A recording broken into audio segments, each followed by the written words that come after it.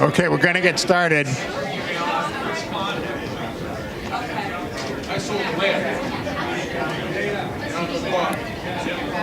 thank you all for coming. We appreciate it. Come on in.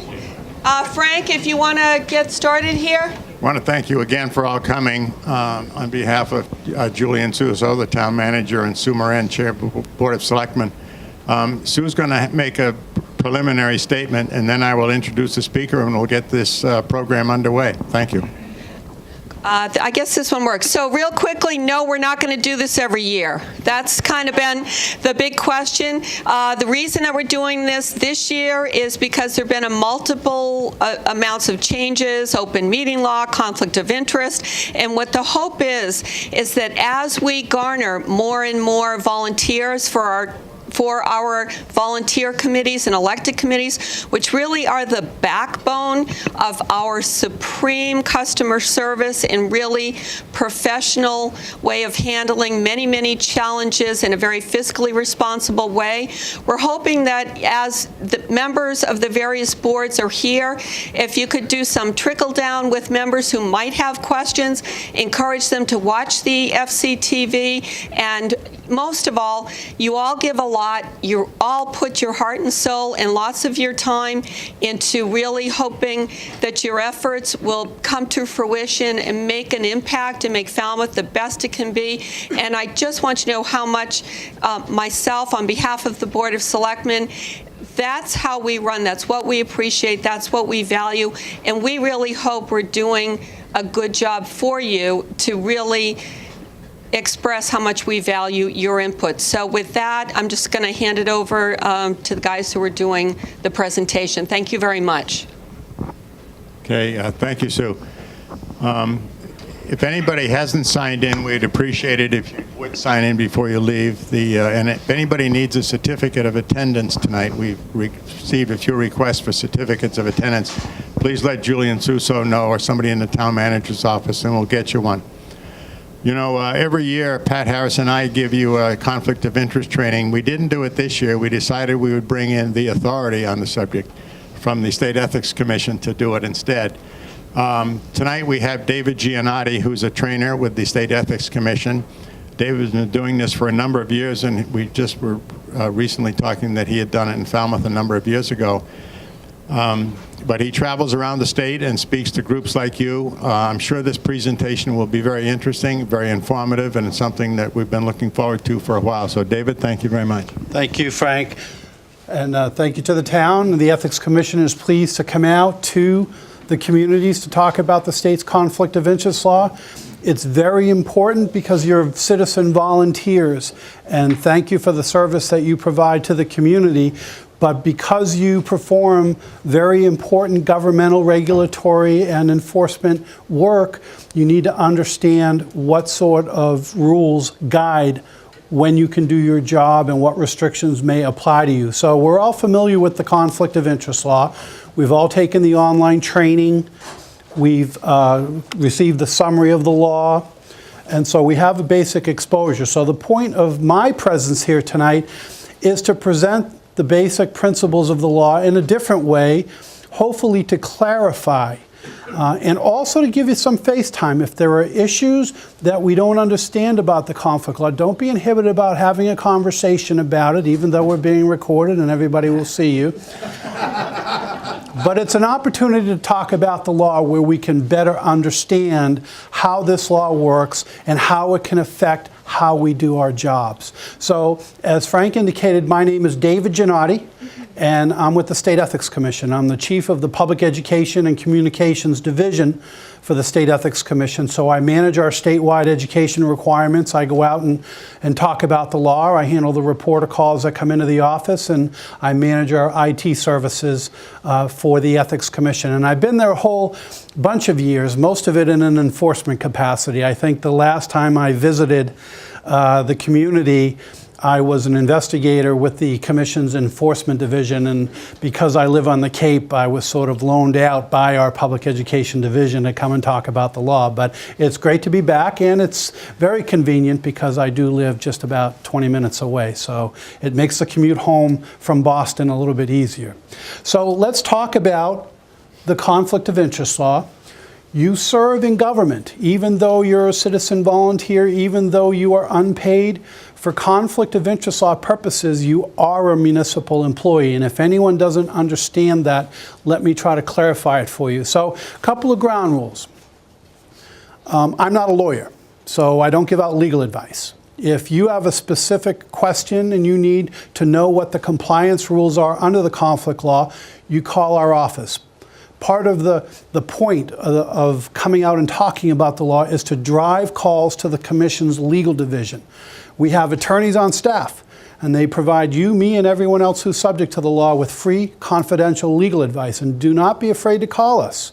We get over 6,000 calls a year from public employees, and we're on the speed dial for many of them. Our legislators are constantly being invited to various events, and they need to understand what the compliance rules are. So we're having conversations on a regular basis with folks about what these compliance rules are. So if you have a question based on the presentation this evening and you need specific advice, we want you to call the Ethics Commission and talk to one of our attorneys, a person we refer to as the attorney of the day. At its highest level, second point is, if you do have a question, and we hope you do, because it will hopefully the information will resonate with you folks and it'll promote some better understanding, because I don't know your world. I'm just going to explain it in a way that makes sense to me. But any question might help the discussion and help clarify what the law requires. But the second point I wanted to make is, if you do have a question, please keep it hypothetical or prospective. In other words, recognizing that the Ethics Commission is here, please don't tell me that you violated the law, because the Ethics Commission is a law enforcement agency. We have a very limited mandate, but we do have a mandate nonetheless. The Ethics Commission has full authority to determine what is and what is not a violation of the conflict law, and there are significant penalties for significant violations of the law. So, you're a public employee. You've been elected or appointed to a board or committee. You are a municipal employee for conflict of interest law purposes. That means you're subject to the law, and it's sort of 50,000-foot level. That means that you're required to keep separate your public responsibilities and any outside private interests you have. Public responsibilities, we get that. That's the job. Outside interests, what is an outside interest that might rise to the level of a conflict of interest issue? It's really any component of your private life, who you are, where you live, who your friends are, who your family members are, what outside business interests you have, what property you own, what nonprofits you might affiliate with. Any component of your life off the public job is potentially an outside interest for conflict of interest purposes. Now, a conflict of interest occurs whenever there's an intersection between your public responsibilities and your private interests. Now, conflicts of interest basically break down two ways, and it's the easiest way to sort of wrap yourself around the law. Two buckets: financial interest conflicts and everything else. We're talking about what you can do as a board or committee member. You're not allowed to do your job if what you are doing will affect your own financial interests or the financial interests of an immediate family member or a business that you affiliate with off the job. We call those nepotism situations.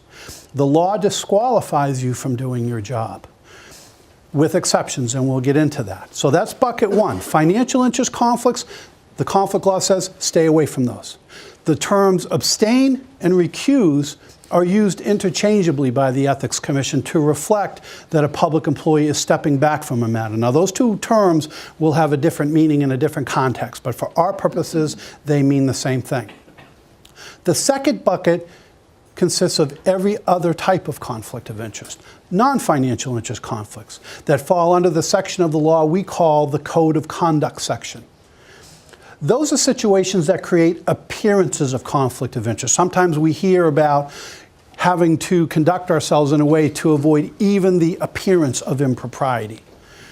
Appearances of conflict occur whenever you as a public employee are poised to do your job and some component of your private life is going to be affected by what you do, but there's no financial interest component there. In those circumstances, people will wonder whether you're going to perform your duties appropriately, objectively, or whether, because this matter will affect some component of your private life, you could be improperly influenced. In other words, where you might decide this matter similarly one way 10 out of 10 times, the 11th time it affects some component of your private life, you might be prone to decide the matter differently. Situations that create an appearance of impropriety, where somebody could reasonably question your objectivity. At its highest level, the conflict of interest law requires that we as public employees serve the public interest. And a conflict of interest is a situation where somebody could question whether we are serving the public interest or some private interest. So that's Conflict Law 101. Financial interest conflicts, everything else. The Ethics Commission. We're a tiny state agency. We have a 5-member commission whose members are appointed by the governor, the Secretary of State, and the Attorney General. And that 5-member commission has the full authority to administer and enforce the provisions of the Conflict of Interest Law and one other statute called the Financial Disclosure Law. But that law applies primarily to our policymakers and elected officials at the state and county level. But the Ethics Commission provides advice, education, and enforcement of those 2 statutes, and everyone, from the governor on down, if you are performing services for a government agency at the state, county, or municipal level, you are required to comply with the conflict law. You are a municipal employee if you are full-time, if you're part-time, even if you're seasonal or intermittent. You could be paid, you could be unpaid. That captures all of our volunteer boards and committee members. You could be elected to a position, you could be appointed to a position. Anyone performing services for the municipality. And what services do we provide at the Ethics Commission? You can call our office, and we want you to call our office. I cannot tell you how many times in my prior life in an enforcement capacity I sat across the table from someone who guessed and guessed wrong. It is not your own compass, your internal compass and sense of ethics. It's conflict of interest rules with specific compliance requirements. In so many situations where somebody guessed and guessed wrong, and the result was a significant violation of the conflict law where they had to pay a penalty because of the nature of the violation. If they had just called our office to obtain advice, to understand what the compliance rules are, they would have been taken care of. But you can call our office to understand how to comply with the law. We do seminars. If you think someone has violated the conflict law, we have an enforcement division staffed with attorneys and investigators, and they intake and investigate all the matters that we review. Now, our commission receives 800 to 1,200 complaints in a year, and we review every one of them with our staff of attorneys and investigators. But only a very small percentage of the work we do involves enforcement of the law. For the most part, the Ethics Commission provides educational services. I'm doing it right now in our public education mission. Our legal division attorneys do it every day as they provide advice to state, county, and municipal employees. Our enforcement division, most of the cases they deal with are resolved confidentially, where they're sending out confidential letters to people explaining how the law applies, because not all conflicts of interest involve willful misconduct, and the Ethics Commission will only take public action as to those matters that involve willful misconduct, self-dealing, unlawful enrichment. If we gave somebody advice on how to comply with the law and they ignored that advice and then they violated the law, well, that might be a significant violation. And our website is all of the state's websites, if you haven't noticed yet, have changed. We've got a new platform, a Drupal platform that we're all using since about September. We're still building it out, so apologies for anybody that has accessed our website and couldn't find that material and found that we were not very helpful, because we're trying to learn it ourselves. And But we do have a new website address, but if you use the old website address, it will automatically link you to the new site. But on our website, we've got some great information, educational materials. Most of what we do at the Ethics Commission stays confidential, not by choice.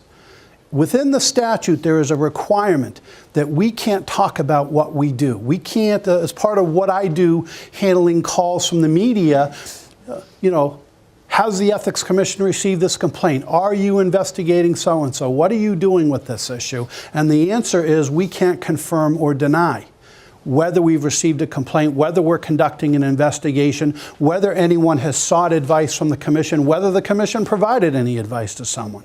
All required to be kept confidential, except there's a limited subset of what we do that we can make public.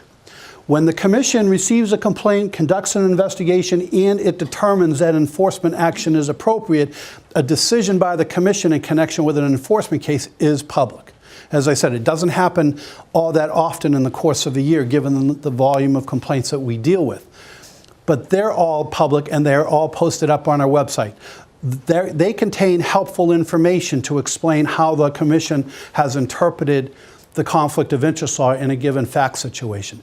Legal opinions are all confidential for the most part, except sometimes a question will come in and the fact pattern is so novel or complex that our legal division may be uncertain about how to provide advice. They will seek a decision from the Commission, a legal opinion from the Commission as to how the Commission interprets the conflict law in a given situation. Those are called formal opinions, and we can post those up on our website, provided that we can redact the requester's information. And in cases where we can't, then we can't post it. But in any event, there is information up on our website. It's very helpful in explaining how the conflict law might apply in real-life situations. And so those educational materials, legal opinions, enforcement decisions, disclosure forms. I'm going to talk about disclosure. The conflict of interest law is probably one of the earliest statutes that promoted transparency in government. Because along the way to comply with the conflict of interest law, a public employee might have to disclose the conflict before they do their job. And under the conflict of interest law, whenever a disclosure is required, it has to be done in a specific way. Disclosures to comply with the conflict law have to be in writing. They have to contain all the relevant facts that constitute the conflict of interest. They have to be filed before the public employee engages in the conduct that constitutes the conflict of interest. And they have to be filed in a specific way. For our purposes, it's whoever appoints us to our particular board or committee position. That is our appointing authority. So what we tell public employees is you file a conflict law disclosure with your agency and whomever your appointing authority is. And finally, conflict law disclosures are public records. If you go on our website, we maintain lists of state employees and county employees. In certain circumstances, they're required to file written conflict law disclosures with the Ethics Commission, and we have lists of who's filed it, under what section of the law or regulation they filed it, and the month. And we'll get calls from the public and the media where they're going to want to see, that the governor's filed a disclosure, or a legislator, or some person in state or county government who filed a disclosure. But it's all designed to promote transparency. Now, conflicts of interest, they happen every day in government. They may never happen to you, but they will certainly happen to somebody in the town. And they're not to be feared, they're to be managed. And you manage conflicts of interest by getting out in front on those. Disclosure of a conflict of interest serves that purpose. You put the matter out in the public domain before you engage in the conduct. It creates a transparency. In a lot of cases, the agency is then required to do something with the disclosure to provide some sort of endorsement. So creating the transparency of the conflict situation, having the agency say it's okay, and it serves the mission of the conflict law, serving the public interest. We are not allowed to do our jobs with any hidden or undisclosed conflicts. In certain instances, we have to stay out of matters. In other instances, where the law permits us to continue to do our job despite the conflict, a disclosure of that conflict will be required first. And then we have links to the mandatory education, and I apologize. Your attendance here this evening is appreciated, but it does not substitute for the required conflict of interest law education that's been in place since 2009. The online training and the summary of the law. We all completed the online training last year, so for this compliance cycle beginning in December, everybody's got to receive the summary of the conflict law, and you have to acknowledge receipt that you received that summary. So say you need advice, you have a conflict of interest, you need to know what the compliance rules are. You call our office, you speak to the attorney of the day. Now basically we're going to take your information and someone will get back to you. Because of the volume of calls coming in, you won't be able to talk to the attorney straight away. But they'll record your information, and we try to get back to everybody the same day, if not then by the next day.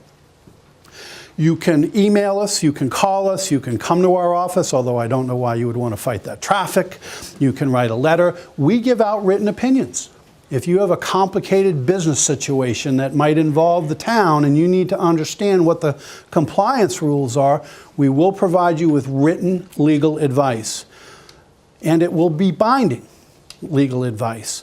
But we do need a little bit more time. For the most part, it's a 5 or 10 minute phone call. What does the law require? What can we do? And we follow up with email. We have to log the calls that come in, because sometimes we have to deal with situations where a situation might blow up locally and somebody will wave some piece of paper and say, I called ethics. Well, we want to be able to verify whether they called, because sometimes they call, but we play phone tag. We didn't give them any advice. So great, you called ethics. Trying to implicate that there's some sort of endorsement of the conduct that's not there. Other occasions where we might give somebody advice and a situation then blows up, and we've looked at what advice did we provide, and we say, yes, we did give them advice, and it would have been nice if they followed that advice. And then other situations where, we may have given advice, but it's not related to whatever situation is blown up locally. So for reasons for our agency, we do log all of the calls that come in. We do not give out past conduct advice. As I said, managing conflicts means getting out in front on those situations, which means you don't get to violate the law and then try to get a legal opinion that says that you didn't violate the law. That wouldn't happen. But in any event, you call first to find out what the compliance rules are. Also, we don't give out third-party advice. Because of the required confidentiality we have to observe, which applies to legal opinions, and that is a requirement of the statute, as I indicated. And it also applies to when people file complaints with the commission. They can identify themselves, and that's fine. We are required by law to keep their identities confidential. But we're probably one of the few government agencies that continues to accept anonymous complaints. We don't care. We want to know about allegations, and we'll confidentially and discreetly review them to decide whether there's anything we need to deal with at all. But we don't give out third-party advice to protect the confidentiality of people. We can talk to you about your situation, but we can't tell you what somebody else needs to do to comply with the law. And then disclosure forms. As I said, under several sections of the law, a disclosure by a public employee of a conflict of interest might be required. We have over 30 different disclosure forms on our website. I guarantee you, if you have to find one of those forms and you search them all, your eyes will glaze over before you figure out which is the right form. Don't guess, and don't spend a lot of time. Call us. Call and talk to the attorney of the day. They'll be able to get you to the appropriate form. They'll then be available to assist you if you do need to complete the form and what relevant facts are required, and then how to properly file it to comply with the law. Okay, the mandatory education requirements were put into place in 2009, and we've all completed the online training. All newly elected, newly appointed public employees are required to complete the online training program within 30 days of election or appointment to a public position. And this is one of the first few pages on the online training program. When you complete the online training program, you're able to print out a completion certificate. You need to print that completion certificate. We recommend that you make copies. You may occupy more than one town position in certain circumstances, or you might work town to town if you're a substitute teacher. Can you be a substitute teacher in multiple towns? Yes, but in each town where you become a public employee, you're going to need to provide evidence that you've completed the online training. So when you complete the program and print the completion certificate, we recommend that you make sure to save a copy for your records. The second component is the summary of the conflict of interest law, and that is what's coming due beginning in December. The town will provide you with the summary of the law. The last page of the summary has a tear sheet, the acknowledgement of receipt, because the statute requires that the town provide you with that summary every year, and the acknowledgement satisfies the statutory requirement to show that they fulfill the statutory requirement of giving it to you. Okay. We're going to talk about how the conflict of interest law applies to us as we're performing our job, on-the-job restrictions. Gift restrictions, financial interest conflicts that I talked about, nepotism, self-dealing restrictions, and the code of conduct, sort of the everything else bucket under the conflict of interest law. Gift restrictions are simple. Public employees, you cannot solicit or accept any item of value if it is a bribe. Public employees may not solicit or receive, corruptly solicit or receive any item of value if the intent of that item of value is to get you to do something, not do something, or if there's some collusion to commit a fraud on government. Bribes are the most serious violation under the conflict of interest law, and we all understand that. Bribes are corrupt acts. Why are they corrupt acts? Because the corrupt element of a bribe is something called a quid pro quo, which we all know is in exchange. I give you this, you give me that. In a bribe situation, there's an explicit understanding between the public employee and whoever's offering the item of value that whatever the rules are that guide the public employee's decision making and what they can do, they go out the window. For the item of value, the public employee agrees to do something. Both parties can violate the conflict law. On the civil side of things, the potential penalty is $25,000. On the civil side of things, the Ethics Commission is a civil law enforcement agency with a very narrow mandate to enforce the conflict law and the financial disclosure law. The Ethics Commission can only impose civil penalties, but there are criminal penalties that attach to what we call the substantive sections of the conflict law, bribery being one of them. On the criminal side of things, the potential penalty is a $100,000 fine and 10 years in jail, the most serious violation. But I can also happily report the section of the law we deal with the least. We're just not getting a lot of these issues. Public employees basically understand what their obligations are, and they're endeavoring to comply with those obligations. We're dealing with misjudgments along the way, but not under the bribery section. Once every 5 years or so, somebody will do something that they just weren't thinking, and it causes problems for them. The middle bullet point deals with what we call illegal gifts and gratuities. The $50 rule that we've all heard about is established in this section of the law. This section says that it's a violation for anyone to offer or give to a public employee, or for a public employee to solicit or receive any item that's worth $50 or more, and given for or because of some official act performed or to be performed. In other words, there's a nexus between the public employee and whoever gives the item of value. There's some business going on. And if the gift is worth $50 or more, it's problematic. Both parties can violate the conflict law. On the civil side, the potential penalty is $10,000. Now, how do we distinguish between a gift given that's worth $50 or more for or because of some official act and a bribe? Well, basically, in an illegal gift and gratuity situation, there is no quid pro quo. In other words, the public employee is still going to perform their duties the way they're supposed to, but despite that, the gift is given. So why is it a problem? Well, in the public sector, gift giving undermines the confidence in government that the conflict law seeks to maintain. Integrity in the work we do, confidence in government. Gift giving undermines that because people looking at situations where public employees accept gifts, they might wonder whether the public employee has been improperly influenced, whether they're beholden to the gift giver, whether somebody's going to receive preferential treatment as a result of providing a gift to a public employee. What the conflict law does is establishes a threshold. $50 or more, you just can't accept it. Then we don't have to worry about whether you were improperly influenced or not. The bottom bullet point was a gift restriction added to the law in 2009, and this is the threshold issue we all have to understand. It takes out the nexus in the gift and gratuity section. It basically says public employee.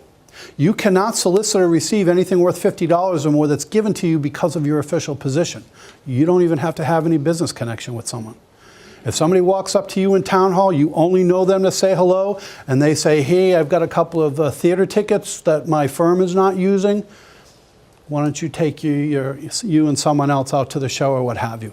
If the only reason they're giving you those tickets is because of who you are as a public employee, even in your off-the-job capacity, if you're serving on the planning board and you're out on some commercial site, you're out in your private office, and somebody comes up to you and says, I know you're on the planning board here, and it implicates your planning board position and it's worth $50 or more, you cannot accept it. The bottom bullet point only applies to public employees. The giver is not on the hook for violating the conflict law, only the public employee is, unless certain exacerbating factors exist. So this then begs the question, okay, if I can't accept anything worth $50 or more, what about items worth less than $50? The conflict law does not restrict us from accepting items of value, gifts or what have you, worth less than $50, except the Commission can aggregate individual instances from a single source that occur within a 365-day period. So if you're dealing with a vendor, for example, and they're buying you lunch once a month for 12 months, yeah, each lunch might only cost $15 or $20 or $25, but the Commission can lump those together. And once you get $50 to $50, which won't take very long, it becomes problematic under the statute. But otherwise, items worth less than $50 can be accepted. But if your receipt of some gift worth less than $50 creates an appearance problem, a disclosure requirement is in place. Let me give you an example to illustrate. So say I'm a school teacher, making me a municipal employee. The parents of one of my students have given me a $40 gift certificate to my favorite restaurant. I can accept it because it's not worth $50 or more. If the gift certificate was worth $50, I would have to refuse it and return it. But it's $40. I can accept it. Does it create an appearance problem such that I would have to file a written disclosure with my appointing authority, the principal? It depends on the circumstances. All analysis under the conflict law depends on all of the specific facts. Not all facts create appearance problems. Let me give you two scenarios to clarify. Say I get that gift certificate at the end of the school year. As a teacher, I have my official dealings with students, parents, the school, the community, what have you. And in terms of one of my students and their parents, I get that gift certificate at the end of the school year. I'm no longer going to have any official dealings with them. That situation doesn't create an appearance problem. What is the appearance problem? Well, the appearance problem occurs once I get that gift worth less than $50, and I then will continue to have dealings with them. Will they then get preferential treatment as a result of providing me with that gift certificate? What will the public think about whether I'm going to do my job objectively and consider all matters on the merits once I get that gift? Where I'm no longer going to have official dealings with the gift giver, it doesn't create an appearance problem. Scenario 2, I get the gift certificate in the middle of the school year. And oh, by the way, the parents have also asked me to write a letter of recommendation. They're trying to get their child into a competitive AP class. And many of my other parents have made similar requests. I can't write that many letters. I get that gift certificate. A reasonable person, all of the other parents who didn't give me a gift certificate, will wonder whether I could be improperly influenced. Will their request for a letter go to the top of the pile? Will that student get more of my time to help them learn the material to give them a competitive advantage to get into that class at the expense of my other students who need as much of my time as I can provide? So where the situation in the second scenario creates an appearance problem, which is once I get the gift certificate, I will continue to have official dealings with the giver. While I can accept that gift certificate, I have to disclose the receipt of that gift certificate. I have to tell my boss in writing, I got that gift certificate. And public employees need to understand that if agencies have policies regarding these kinds of issues, the agency policy is allowed to control that. So, for example, when I do a presentation for Massport, a state agency, I don't have to talk about the gift restriction rules because Massport has a policy that says zero tolerance. Any Massport employee, you may not accept any item of any value from anyone who has any remote connection to Massport. So it shortens my presentation by a little bit because I just have to put a red circle with a slash through my slide and just say refer to Massport policy X because it says you can't do anything. Okay, gifts that may be prohibited. These are the most common types of issues we deal with at the Ethics Commission. The payment of meals or the reimbursement for meals, event tickets, travel or expense reimbursement, gift certificates, floral arrangements, lottery tickets. Now, beside event tickets, I have an advisory. Sometimes when the Commission receives a whole bunch of similar requests for advice, it may decide to issue an advisory, which is basically generalized legal advice that our legal division attorneys can just refer to people. This will explain your question. Now, in 2004, the Commission issued an advice on public employees accepting sporting event tickets and other event tickets. To those of us that can remember back that far, what wondrous events occurred in 2004 that might have motivated calls to the Commission concerning? We had some wondrous events concerning our sports teams that never in my lifetime did I think I would live to see. And we had lightning strike twice with the Red Sox and the Patriots. And so what do you think? We have public employees who deal with outside firms and vendors and contractors and designers. And those folks are sort of well-heeled and they have the season tickets, they have the luxury boxes, and they use those tickets to market and establish business relationships with their clients. And so public employees were getting invited to attend World Series games, NFL playoff games, you name it. And so public employees were calling the Commission, can I go? And the Commission articulated in the advisory the gift restriction rules. You cannot accept anything worth $50 or more given for or because of some official act. The public employees were pushing back a little, saying, well, what if I pay for the tickets? And the Commission said, well, wait a minute. If you're being given a ticket that provides you access to the luxury box, you're being given special access to an event that an average member of the public doesn't share. That special access alone is an item of substantial value. That means it's worth $50 or more. It's problematic just on that basis. And even if you were to pay for the ticket, if you pay face value to a World Series ticket, what's the actual value of that ticket? It isn't face. And the Commission said if the market or actual value of a ticket exceeds face by $50 or more, it's problematic from that standpoint as well. And then the pushback was, all right, I'm going to pay full value for the ticket. And the Commission said, okay, well, you don't get around the special access. But say for the sake of argument you do, and you pay full value for that ticket. You're then just picking your poison. You may not be violating the conflict law because you're not to the plus by $50 or more. But you're violating the scalping laws because they're not authorized to sell you that ticket at full market value. So the Commission's advice is don't take tickets. And in my experience handling these matters from an enforcement perspective, the trade-off was never acceptable. Public employees lose their jobs after we're done with them. And I've never had an instance where a public employee said, I'd do that again. That was a worthy trade-off. It never is. The best judgment is don't take tickets. Those situations can blow up. What do you think the public concludes when they learn of situations where public employees are getting wined and dined or they're being provided with tickets to these games? Are they thinking that those public employees are serving the public interest or acting in some sort of self-serving manner? Obviously. Lottery tickets. Quiz time. Somebody that you deal with as a public employee walks up to you in town hall or outside your meeting and hands you a $50 scratch ticket. Can you accept it? No, it costs $50 or more. What if you do and you scratch it and it comes up goose eggs? Well, it still costs them $50 or more. It's problematic. What if, however, somebody comes up to you and hands you a $2 scratch ticket? Can you accept it? Yes, it's a lot less than $50. What if you scratch it and win $10,000? It is your lucky day, because it falls within a random drawing generalized exemption. The $10,000 was not targeted to you.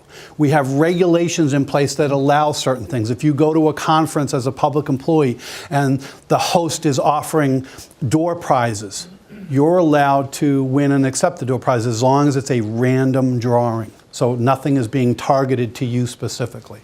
And we'll talk about some of these going on when we talk about regulations. The most common, so we have these restrictions in place.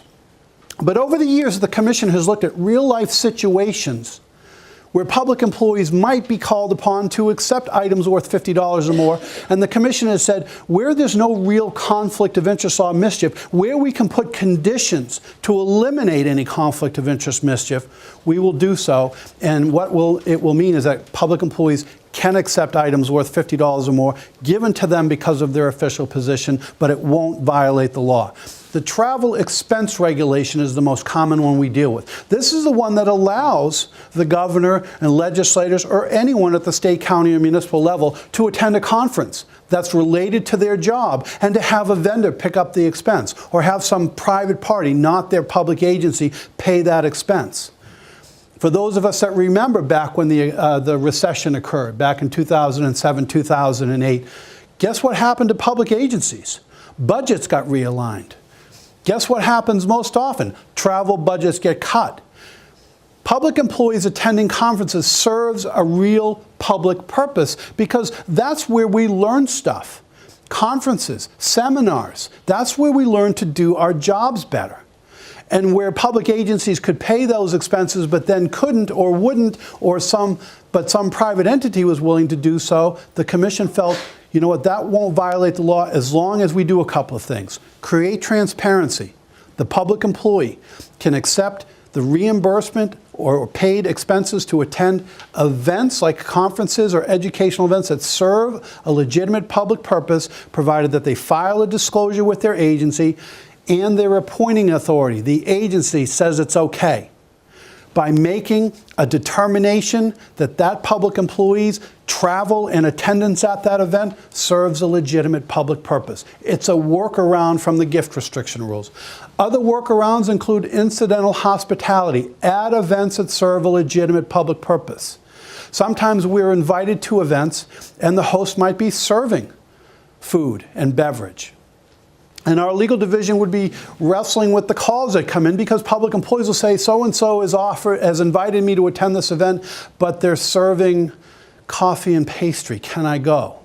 Well, it's absurd to think somebody's going to be undermined by something that small. But public employees were concerned about it, so they would ask, can I go? If the answer is yes, can I have the coffee and pastry? Yes. And then do I have to certify what I consumed and find the price to, satisfy somebody that it wasn't worth it? It gets kind of ridiculous. But there are a couple of situations that involve small amounts or de minimis hospitality, coffee, pastry, sandwiches. But other times we might get invited to events, like if the town buys this new software platform that's going to revolutionize how we do business, but we don't understand it. But the software vendor who provided the software is going to train all of our people to use it, but we all got to travel to sunny Florida in a December day to learn how to use this software. We're going to be participating in training classes for a day or two or a week, and they're going to feed us. That would implicate the gift restriction rules because we can't accept anything worth $50 or more. But the regulation says we can. Disclosure and agency endorsement, and it takes care of those situations. When the governor travels on a trade mission and the expenses are being paid by some third-party entity, the governor would file a disclosure with the Ethics Commission identifying, to create transparency, who's paying the expenses and what those expenses consist of. Okay, so the bulleted items, those are categories where exemptions from the gift restriction rules are available. I'm not going to talk about them all. I just want to talk about one more. Unsolicited perishable items, because this is a real everyday thing. You're dealing with some applicant, some vendor, and to say thank you, they send you a floral bouquet, or they send you an edible fruit basket. Or you're a clerk in the DPW, and we got a snowstorm coming on. And your job is to call out all the contractors. And it looks like it's going to be a big storm, so the contractors are going to be coming to the DPW yard because they need their blades loaded, they need the equipment maintained, they need the chemicals loaded, and they're bringing food items, pizzas, donuts, coffee. What do you do? And so we have a regulation in place that says public employees, you can accept unsolicited perishable items, food items, without violating the gift restriction rules, because all of those items cost more than $50. The delivery charge on a floral bouquet or edible fruit basket is going to be close to $50 nowadays. So what were public employees supposed to do? Well, because the items are perishable, the commission said it's impractical to refuse or return those items. They're perishable. So public employees don't. What public employees need to do, however, is eliminate the element of the crime, so to speak, that being the $50 rule. How do you do that in terms of food items? Share. You share the items so that no one public employee receives anything worth $50 or more. The floral bouquet comes in. It doesn't go into your office, or you don't take it home. It goes out in the lobby. The edible fruit basket comes in. We give you a limited, one-time opportunity to take it somewhere discreetly. Take out those chocolate-covered strawberries. Leave those apple slices and pineapple for everyone else. As long as your take does not exceed $49.99, you share the items. So what I'm describing are workarounds, where we have these conflict law restrictions in place, but there are workarounds for most everyday situations where there's no real conflict of interest mischief. Any teachers here? Teachers would be happy to know that while the rest of us are saddled with this $50 rule, teachers can accept class gifts of up to $150. Class gifts. Because there's a recognition that, especially at the elementary school level, it's customary for the students or the parents. They want to do something nice for the teachers. And so the understanding was always, gifts of nominal value that aren't going to create any conflict law mischief. But we got some pushback from, the PTAs and the school departments and so forth, because parents were saying, we want to pool resources to get something more meaningful for the teacher. And the commission responded after the public hearing process and said, okay, we're going to allow teachers to accept class gifts of up to $150, but the individual contributors have to remain unidentified. Why? The whole point being so that the teacher is not put in a situation where they could be improperly influenced. They don't know who contributed. And there's also a duty of inquiry that's placed on the teacher once they get that class gift. Because if they receive a class gift and then a parent separately gifts them something of up to $49.99, they have to ask that parent, did you contribute to the class gift? Because if you did, you cannot then separately provide a gift. Within that regulation is also a provision that recognizes that teachers frequently go out of pocket for classroom equipment and supplies. So the regulation says you can provide a gift certificate or a gift card of any value to a teacher if the stated purpose is to reimburse classroom equipment and supplies. So you could provide a $400 Staples gift card to the teacher, and they can accept it and use it. But we tell the teachers, save your receipts, because we may want to reserve our prerogative to verify that nothing went to you personally and that all the expenditures were for actual classroom gifts, classroom equipment and supplies. Okay, that's the gift restriction rules. Now let's talk about financial interest conflicts. The conflict of interest law says you are a municipal employee. You may not participate as a municipal employee in any particular matter that you're required to deal with that may affect the financial interest of you, your immediate family members, any business organization that employs you or that you own or operate, any business partner that you have in any capacity, and finally, anyone or any entity with whom you are negotiating for employment. On this last point, public employees cannot use their public jobs to leverage their career opportunities. If you're dealing with a vendor and they step outside of your normal formal relationship as public employee vendor and they say, hey, we've got this vacancy in our organization, we think you'd be a great fit, You want to come and talk to us about coming to work for us? If you say yes and you start negotiating for employment with that vendor, the conflict wall drops hard and fast. As a public employee, you can then not have any further dealings with that vendor as to matters that might affect that vendor's financial interest. And guess what? By necessity, you're going to have to tell the boss. Why? So that alternate arrangements can be made. You cannot participate in matters affecting the financial interests of that vendor. And one of those areas of participation could be reassigning the matter to someone else. No, you don't get to. The boss has to make that decision as to what's going to happen. That's all predicated on your telling the boss that you're now negotiating for employment with that vendor. And guess what? The boss might not be happy about that. A lot of government contracts now contain provisions, not only as to conflict of interest, but specifically as to whether the vendor is allowed to poach any public employees as a result of the contract. The agency cannot manage conflicts of interest that it doesn't know about. Transparency and disclosure serve the conflict law by requiring us, whenever we have a conflict of interest, at a minimum, to tell our agency, to tell our appointing authority, so that the agency can make decisions about how to manage that situation.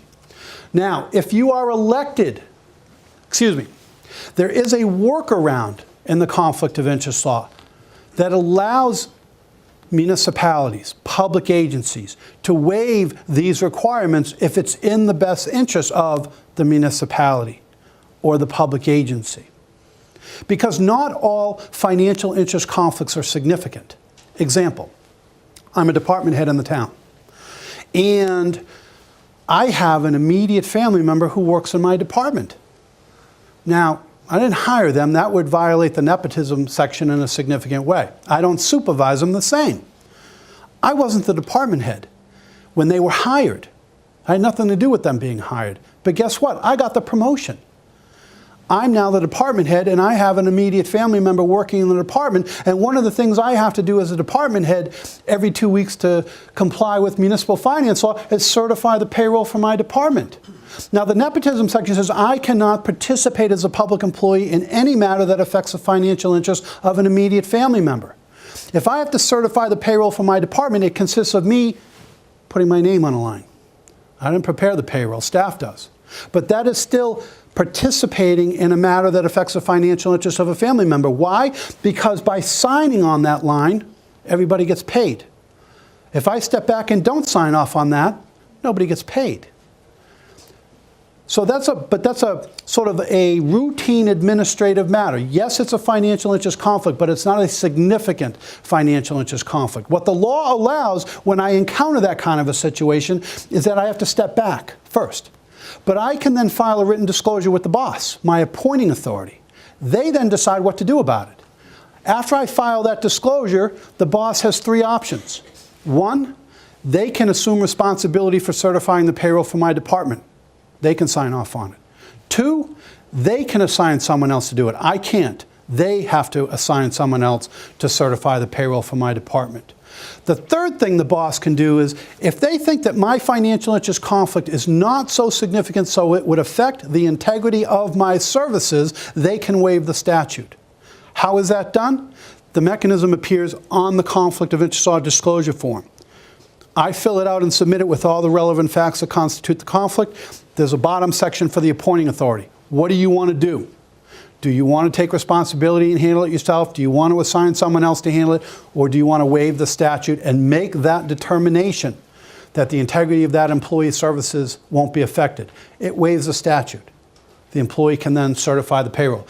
This is very important for a variety of reasons, where the town's interests have to be sort of considered. Say I'm the police chief or fire chief, and I have a son or a daughter who's working in the department. And every year we're dealing with budget issues. Can I participate in budget issues knowing that there's going to have a financial impact on that family member? Collective bargaining. Now, I'm the department head. I'm not the chief negotiator. It's the town manager or it's outside labor counsel. But the department heads inform that process. The participation by the department heads is critical to the collective bargaining process. If the department head can't participate because they have an immediate family member working in the department, it could screw things up for the town. But there is this mechanism in the conflict law that says the town, the appointing authority, gets to decide these matters. Do they want the employee to step back? Will somebody else step in instead of them? Or is their participation important enough where the town will say, we're going to waive the statute, we're going to make this determination? It's for the town to decide. If you are elected to your position, you don't have an appointing authority. If you're an elected member of the planning board or the board of selectmen or any other elected board and you encounter a financial interest conflict, you have to step back. There is no disclosure determination process because you don't have an appointing authority. And then matters affecting abutters. So I serve on the planning board, and Walmart has just filed an application with the planning board to put in a big box store, and I live right next door to the property they want to use.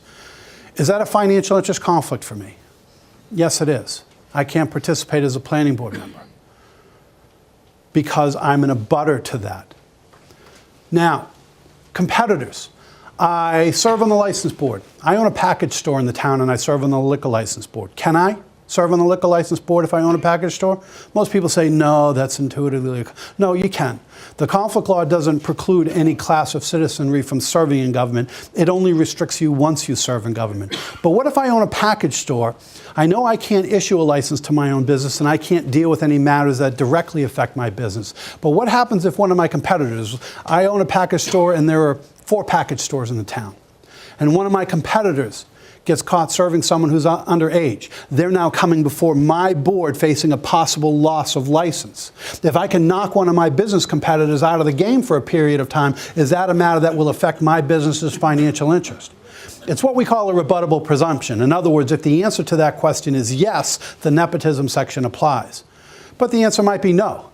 I mean, if I'm living in Worcester and there are 100 package stores and my package store is on the west side of town and the violation occurs on the east side of town, we don't share a customer base, then it won't be a financial interest conflict for me.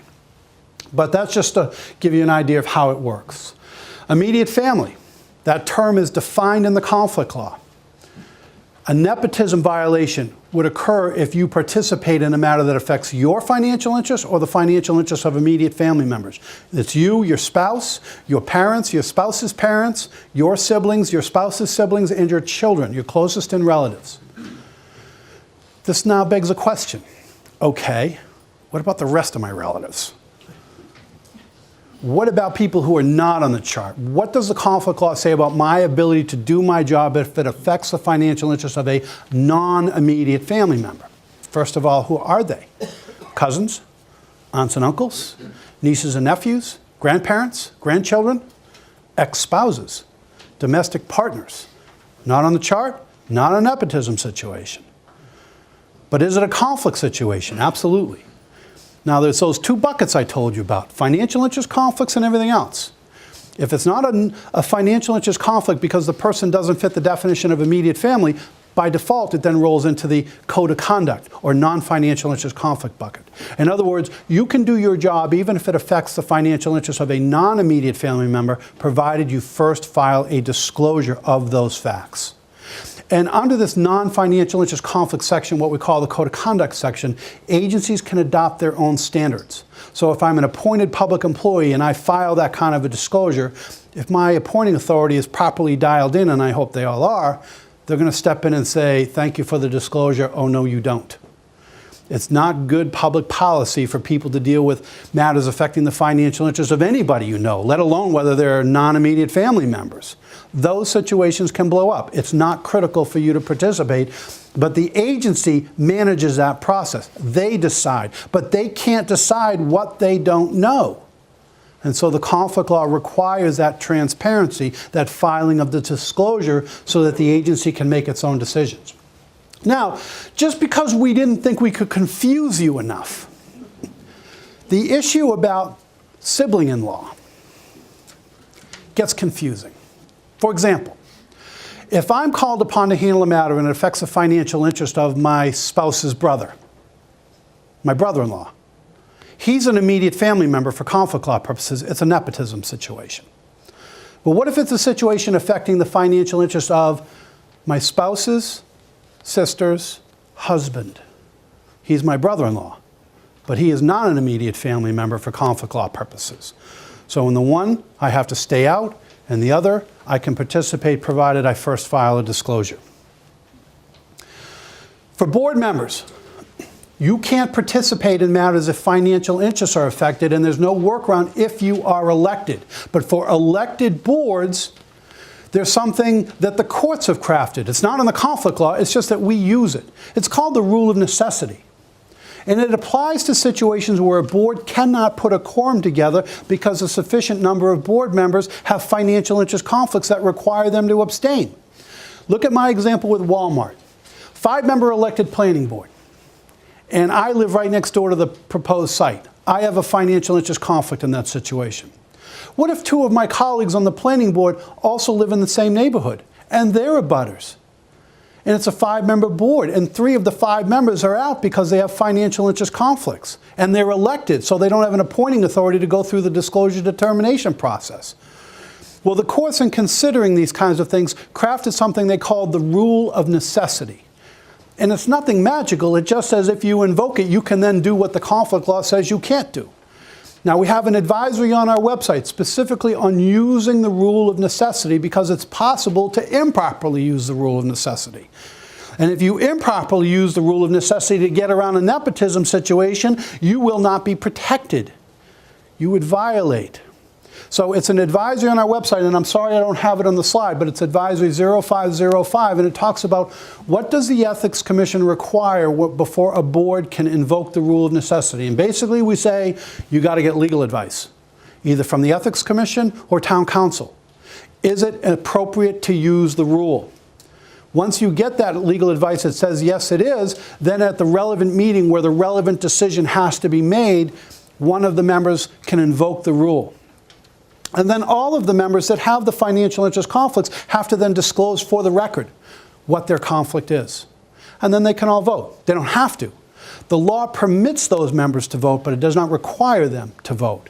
It's simply a workaround looking at real-life situations, the rule of necessity. It has to be used as a last resort. In other words, if the board can pass off its duties to some other board or some other entity, it's required to do that first. But if there is no other way for this issue to be decided but for this board, then the rule of necessity may be available. Okay, what happens if you have to abstain because you have a financial interest conflict? And I bring this up because sometimes people get confused. We see situations where somebody's at the table and they say, I'm abstaining, and they remain at the table. Or they declare they're abstaining and they then go sit in the audience. Or they declare they're abstaining and they then leave the room. Which is the correct version? A, B, C, or D, all of the above? All of the above. The conflict law only says you can't participate. You can't participate substantively in the matter where you have a financial interest conflict. You can't discuss the matter. You can't vote on the matter. You can't share hand signals with anyone. You can't lobby members outside of meetings. You can't glare at your fellow board members, intimidating them into whatever vote you want them to do. You cannot participate. You are allowed to just abstain and remain at the table. But you may not be doing everything that you need to do to insulate yourself from a phone call from the Ethics Commission. Because we get those calls. And the call comes in, oh, so-and-so participated. Well, how did they participate? Well, what do you mean? Well, did they talk about the matter? No. Did they vote on the matter? No. Well, what did they do? Well, by their very presence, it was intimidating to their fellow board members, or they were sharing hand signals so that the other members knew how to vote. Well, that never happens. But we are duty-bound when we get those kinds of complaints to satisfy, because they implicate the nepotism section, we want to make sure that there is no issue for us to deal with. So we do review those. And how do we review those? Well, we'll look at the board minutes. We'll talk to you. We'll talk to everyone else who was there. We will leave no stone unturned. We will eventually get to the end game which says, yes, you didn't participate, but I guarantee you, you will not like that process. Because as I have conducted those kinds of investigations over the years, and we found out, no, the board member didn't participate, there was a misunderstanding, never did the person say, thanks, let's do that one again real soon. Because arguably, it's an intrusive process. You are volunteers. You don't get paid for the aggravation you take just serving the board, let alone having the Ethics Commission call and ruin your day for a while. So, while you can abstain and remain at the board, and you're not violating the conflict law, think about whether somebody can get the wrong idea and use your best judgment as to what you think is the appropriate response. Situations where people abstain and then go sit in the audience. Well, look at my planning board example. I'm an abutter. I have a financial interest in that matter. I can't participate as a board member, but you know what? I'm a homeowner. I live right next door to that. I don't lose any of my rights because I'm serving on that board. I may not be able to participate as a board member, but I'm certainly going to participate as a resident of the town. So you go sit in the audience, and then when the public hearing process comes up, as long as you're not pushing yourself to the front of the line, and as long as you're not invoking your planning board position, and as long as you're not revealing any of the executive session discussions that went on with the planning board, you're speaking on your own behalf, not on someone else's behalf. You don't get to represent the Main Street Association opposed to Walmart, for example. You can only talk about your own situation because you're not allowed to represent any third-party interests in matters before the town. But there's a situation where you abstain and sit in the audience where there's a legitimate reason for that. And then finally, situations where people abstain and then leave the room. Well, the court said in considering this kind of a case, in its decision, the wisest course of action is to leave the room. Now, why would they say that if the conflict law doesn't require it? Well, because when you leave the room, you remove all doubt. Nobody can come back and say you participated. You weren't even in the room. So I raise these issues only so that it clarifies it, because we get calls sometimes where people have legitimately abstained, but people think, well, since they didn't leave the table or they didn't leave the room, they violated the conflict law. No, that's not the case. But you also want to exercise your judgment if it affects you as to whether somebody can get the wrong idea about your intentions and whether you want to buy some heartache when we come calling. So just think about that and call us if there's any question. You make your own decisions as to how you want to respond. Okay, non-financial interest conflicts. I've talked about them extensively. But this situation basically breaks down into two sub-buckets, code of conduct situations. I've talked about appearances of conflict of interest. Situations where you're poised to do your job, you have an outside interest in the matter, but it's not a financial interest conflict. You have to file a disclosure first. So what we call appearances of conflict of interest. There's a second sub-bucket here, though, also called, improper use of public position. Improper use of public position. Because you're saying, all right, Dave, what you're telling me is that if I have to handle a matter, it's coming before the board, and it affects a good friend of mine, and I want to make sure they get what they want, all I have to do is file a disclosure, and then I can show them preferential treatment? No.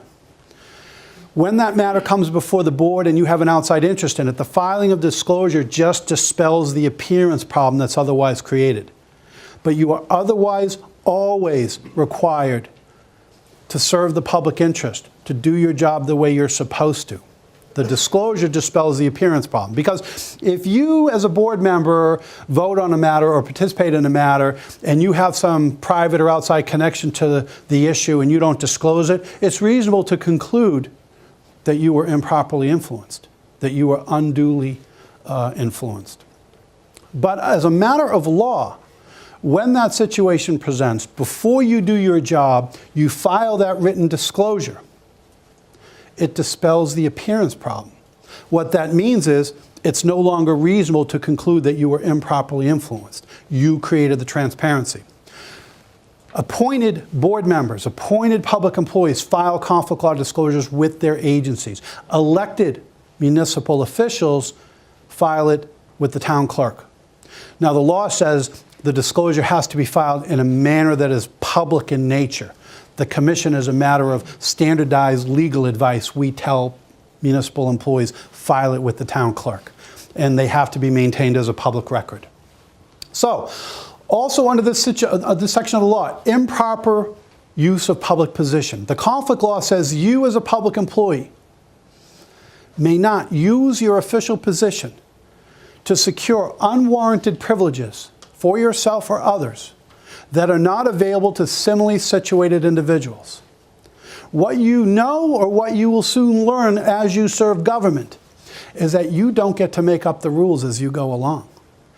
Everything we do in government, and what is the essence of government? Well, you know, we provide for the common good. We make laws, we enforce laws, we permit, we inspect, we program fund, we hire, we procure. We're basically in the business of telling people yes and telling people no. The public and public agencies that need the services that we can provide, we're making decisions. Do you qualify? Will you get? And it's a competitive environment because in most cases there's a lot of people that need what we can do, but we don't have unlimited resources. So by necessity, we're telling certain people yes, we're telling certain people no. The people we say yes to, they all love us. The people we say no to, maybe not so much. But there are rules that govern how we do our jobs. We are required to treat everyone the same, equally, fairly. And so the rules are set up so that as similar circumstances present, we make similar decisions. If we deviate from that, we have to be able to justify why. Like when the commission decides nepotism cases and assesses a civil penalty on someone. If we get similar facts later, we would be duty bound to resolve the case similarly. And if we don't, we have to be able to explain why we didn't. What were the factors that went into place? And the same thing applies with how we do our jobs here. So everything we do follows a rule, a policy, a procedure, a statute, a regulation that guides what we do. And part of the reason is so that everybody gets treated fairly. Under the conflict of interest law, anytime a public employee deviates from the normal rules that guide what they do, and as a result of that deviation, someone that they're connected to privately benefits, it's an unwarranted privilege. Example. So I work in the town and I issue a permit. Say it's for the transfer station or a beach sticker. And anybody that wants a permit from me has to do two things. Fill out a permit application, pay a permit fee. Now the $50 or more component applies in this section of the law, the term substantial value. So anybody that wants my permit has to follow those two steps. One day my Uncle Harry comes in and he wants a permit and I tell him, Uncle Harry, today's your lucky day. Today you get the friends and family discount. Fill out the permit application, but you don't have to pay the fee and I'll give you the permit. In that circumstance, I've improperly used my public position. I've used my official position to secure for someone I'm connected to privately an unwarranted privilege of substantial value not available to similarly situated individuals. Why is it an unwarranted privilege? Because in doing my job, I am not authorized to give out a friends and family discount. I've deviated from the normal rules that guide what I do, and as a result of that deviation, someone I'm connected to privately benefits. I plow for the DPW, and we've got a snowstorm coming on, and I'm a DPW employee. And what my practice is okay, I'm out all night long, I'm plowing my normal routes, but I like to deviate at some point during the night, and I'll go plow out my church parking lot. Is that using my position to secure an unwarranted privilege? Yes, because in this section of the law, the Commission has interpreted it to mean public resources can only be used for public purposes. Any non-public use of a public resource constitutes an improper use of one's public position. So why is that a big deal? Well, you know what? I'm a resident of the town, I'm a taxpayer, I fund those services, and I don't go to that church. I go to that church over there. So after you're done plowing out your church parking lot, I would appreciate it if you go and plow out my church parking lot, because that's the fair thing to do. Public resources have to be managed. They're finite. So the rules apply. Public resources can only be used for public purposes. Confidential information. If you learn as a public employee any information that is confidential, exempt from disclosure under the Public Records Law, you are duty bound to keep it confidential. Even if what your board is doing upsets you to the point that you can't contain yourself. You may not improperly disseminate confidential information to anyone not authorized to receive it. We had a case involving a clerk in one of our district courts. This clerk had a relative who was running for an election locally. Now, clerks don't have access to CORI information. Do we know what that is? CORI information? It's confidential. Criminal offender record information. In order to get a public job, sometimes you have to successfully pass a CORI background check. The clerks don't have access to CORI information. One day, this clerk went up to her best friend in the court, Mr. Probation Officer. Those folks have access to CORI information. She asked the probation officer to run a CORI check on her relative's opponent in the upcoming election. Now, the probation officer wasn't given any context, so assumed it was a legitimate business request, ran the CORI check, came up with an arrest record, provided it to the clerk, who then gave it to her relative, who then released it to the media. Guess who won the election? And then we found out about it, and we investigated, and then we took enforcement action. And the commission's decision had said, Madam Clerk, respectfully, even though you're not cleared to receive CORI information, once you did, you were obligated to keep that information confidential. Instead, you disseminated that information to somebody who was not authorized to receive it, and you did so to further a personal purpose, and that's what gets our antenna up. An inappropriate disclosure of confidential information to further a personal purpose. Now, the Ethics Commission is a law enforcement agency. We have a 6-year statute of limitations within which to enforce the statute. And what that means is, in terms of disclosing confidential information, is you don't even have to be a public employee. If you were a public employee and you learn confidential information and then you leave your public agency and you then improperly disclose that information, it's still actionable. So even after you leave, you're required to keep information confidential. This is what would keep private companies who have business interests with public agencies from leveraging those interests by hiring away the key public employees, thinking they're going to learn all of the secrets they need to improve their position vis-a-vis those public agencies. Political activity would constitute an improper use of your public position. Public employees may not engage in campaign or political activity on public time, in public buildings, using public equipment and supplies. Doesn't that sound simple? It is not. We have an advisory on our website which explains why it is not simple.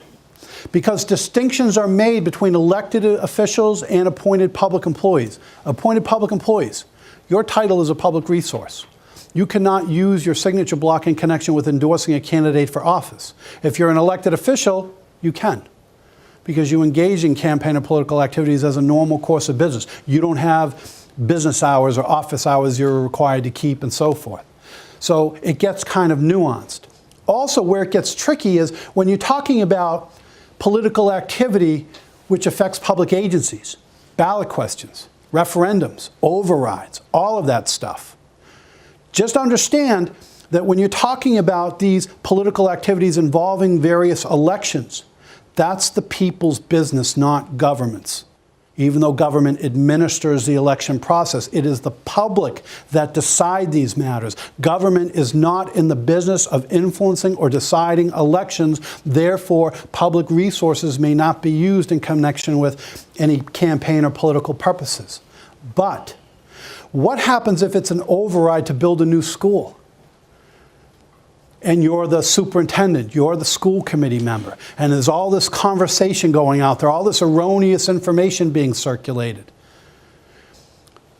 Policymakers, the boards and their top staff people, the policymakers at public agencies, have a certain wiggle room under the conflict law to inform the public discussion.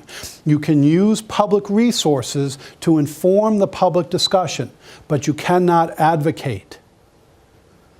And you cannot use extraordinary public resources. If you're the school superintendent, you cannot dedicate a huge amount of money to have a glossy brochure printed out and sent to all the town residents about and advocating that they vote or a certain way on an override type of question. So, but the advisory explains what you can do, what you cannot do. So if there's any question, it's available up on our website. Review it, and if you have any questions, please call us. Private commercial relationships. Also, what happens if I'm a department head and one of my subordinates paints houses and I need my house painted? Can I approach them at work and ask them to paint my house? No. because those circumstances are, they're sort of coercive in nature. When a manager approaches a subordinate about some private commercial relationship, on both sides of the equation, it's problematic under the conflict law. I can approach my subordinate about painting my house as long as they initiate the discussion. They can initiate discussion if they publicly advertise their business. And then after work, without implicating my public position, I can contact them. I cannot ask for any discount or inducement. They cannot offer or provide any discount or inducement. Because the conflict law works both ways in that arrangement. I cannot use my manager's position to leverage a relationship and provide accommodations favorable to me. They might be interested in improving their relationship with me.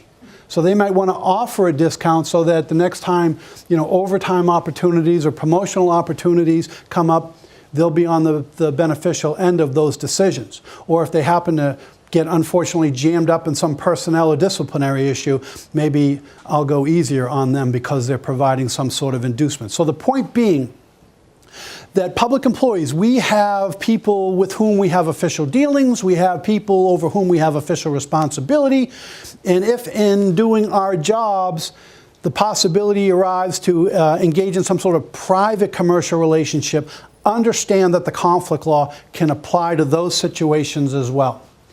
Now, there are a couple of after-hours restrictions. I've talked about those aspects of the conflict law that apply to us at work, performing our public responsibilities. Well, there are also a couple of restrictions that apply to us in our off-the-job capacity. One of them we call the duty of loyalty requirement, and that deals with your ability in your off-the-job capacity to represent private business interests before the town.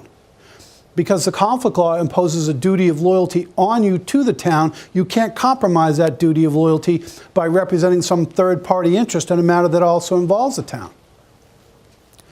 Also, the second section deals with contracts. The conflict law says as a municipal employee, you're prohibited from having a financial interest in another municipal contract. Situations where a public employee in one capacity takes on another paid public position, or a public employee also works on a vendor contract and gets paid for it. Those are restricted, not eliminated, restricted under the conflict of interest law. These are the most confusing sections of the law. So what I wanted to do to sort of lull you into a sleepy state so that as I go through these at a breakneck speed, you won't feel that you understand how the law applies fully. I just want to give you enough information so that you know when the red flag should go up, you call us. This stuff gets confusing. These two sections occupy most of our legal division's resources trying to wrestle with what we can do and what we can't do under these circumstances. Because under the divided loyalty section of the conflict law, this is what the law says. A municipal employee is prohibited from acting as an agent or attorney for or from receiving compensation from anyone other than the municipality in connection with any matter in which the municipality is a party or has a direct and substantial interest. And that imposes two different restrictions. One, in your off-the-job capacity, you can't represent a private third-party business or other interest in matters before the town. Secondly, you can't work on stuff for pay if the town also has an interest in it. Two different restrictions. It's confusing. Now, there's a provision that applies to board members. So in other words, I don't want to panic you. This is what the conflict law says. But there's a provision in the law that recognizes that towns will not get its citizens to serve on boards and committees if it also tells them you can now no longer have any business interests with the town. It's just not going to work. So what the conflict law does is it allows the town to designate certain of its town positions as what we call special municipal employee positions. Any town position that's unpaid, such as boards and committees. Any position that is paid, but it's paid at less than 800 hours in a year, or any position by the nature of the service provided to the town it allows for private employment during normal business hours, is eligible to be classified by the town as a special municipal employee position. And what that does is relaxes the conflict law. It says if you are a special municipal employee, you can represent your business interests or third-party interests or family interests before any town department or board except the board you serve on. Any other one, you're fine. And the same thing about working on some project for pay. As long as it doesn't involve your board or committee, it's going to be okay, provided your position has been designated as a special. Population of Falmouth is much more than 10,000. Okay. Disregard this one. And there are exceptions to the rule, but one of the bottom bullet point I want to talk about, there is a carve-out that says you can be a municipal employee and you can pull an inspectional services type of permit, a building, wiring, electrical, gas, plumbing, septic permit without violating this duty of loyalty. Because if you're a contractor on the side and you pull a permit, say I work for the fire department and it's 24 on, 24 off, it's going to enable me to also do other stuff, during the business week. So say I'm a building contractor and I pull a building permit for a resident of the town.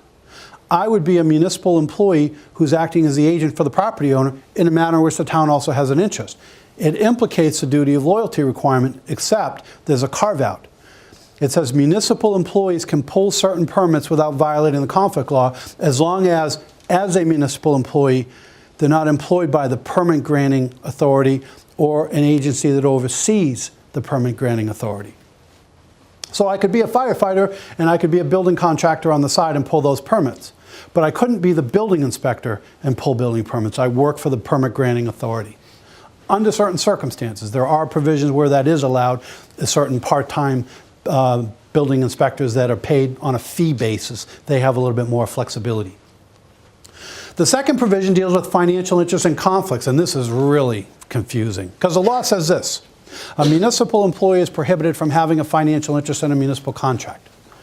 The intent of the law is to deal with situations where public employees might gain an inside track on additional public compensation. To the extent a public employee has control over jobs or contracts or what have you, they can't hoard those. They have to be made available to everyone on an open, fair basis. So the law says, however, a municipal employee may not have a financial interest in a municipal contract. It takes care of those inside track situations, but it also takes care of a heck of a lot more, not designed to be covered by the conflict law. But the law is designed to be comprehensive. This section of the law is subject to the most regulatory exemptions and carve-outs. We all know of circumstances where we'll see this public employee has more than one public job. How is that allowed? Well, you can have more than one public job, or you can be a public employee and work on a vendor contract as long as you qualify under one of the exemptions. Whether you qualify under one of the exemptions is dependent on an analysis of all of the relevant facts concerning it. Being a special municipal employee is one of the first steps to allow a public employee to hold a public job in one capacity and take on a second paid public position. There's a requirement that says you have to be a special and you have to separately file a conflict law disclosure with the town clerk's office. But there's a continuum. If there's any overlap between the two positions, not only will you have to be a special in one capacity, not only will you have to file a disclosure with the town clerk's office, but you may need the Board of Selectmen to waive the statute. This is the second section of the law where the local authority, the Board of Selectmen, can waive the statute if they believe it's in the best interest of the municipality.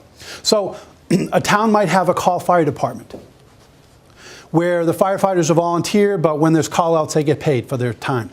Can a town employee serve on the call department? No, unless they qualify under the exemption, which says the Board of Selectmen have to specifically vote to waive this section of the law to enable a town employee to also serve on the call department. And there cannot be any double dipping. In other words, you don't get to leave your primary public job to go on a call out without taking appropriate leave time. You can't be paid twice for doing the same job. Okay, I want to go through this now because I think I've exhausted your patience and I appreciate your patience. So I just want to get to the last section, which is when you leave government. I don't know why I have this, because we want to keep you as long as possible, so don't ever leave. But if you do, the conflict of interest law also provides a restriction, what we call the revolving door restriction. What's the revolving door? Well, you think about federal government employees. They leave their agencies today, tomorrow they go through the revolving door. They're now representing third-party interests before their now former agency. They're now representing clients a new employer, or some third-party interest before the agency they just left? Can they? The answer to that exciting question is, it depends. It depends on the circumstances. It depends on the nature of the representation. You leave your board or committee assignment today. Can you then represent a client before that board tomorrow?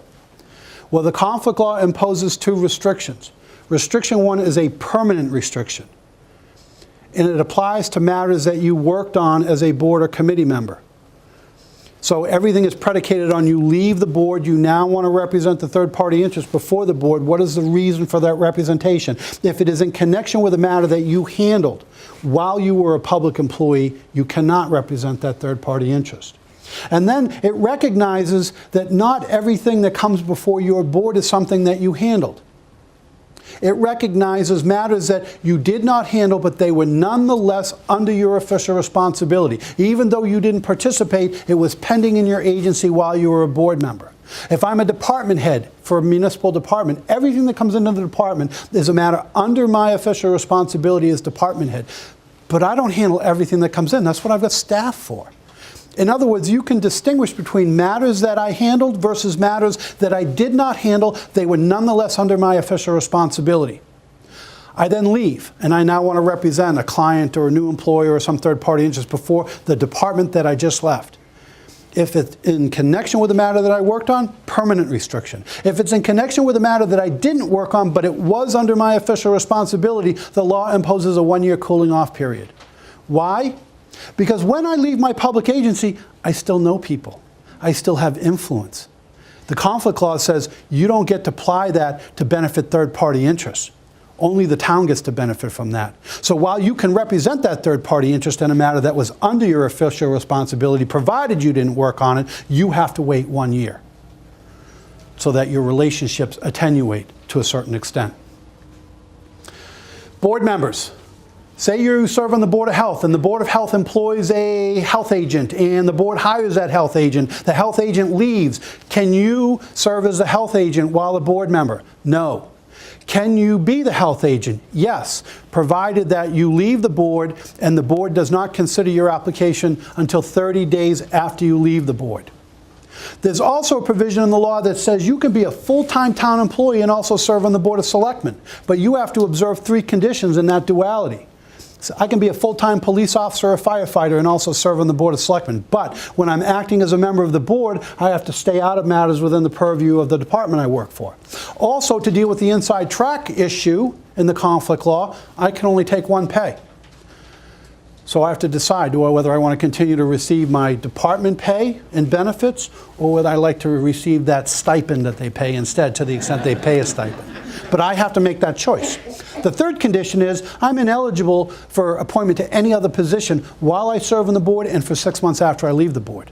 So if I work in a department where there are promotional opportunities, but I'm also serving on the Board of Selectmen, and a promotional opportunity comes up, I can't take it while I'm on the board and up to 6 months after I leave the board. Period. No workarounds. Oh, thank God I'm tired. Thank you for your kind attention. The last slide is the most important one. Hopefully, I've given you enough information so that you know when the red flag should go up. Hopefully, I've confused you so that you will not guess.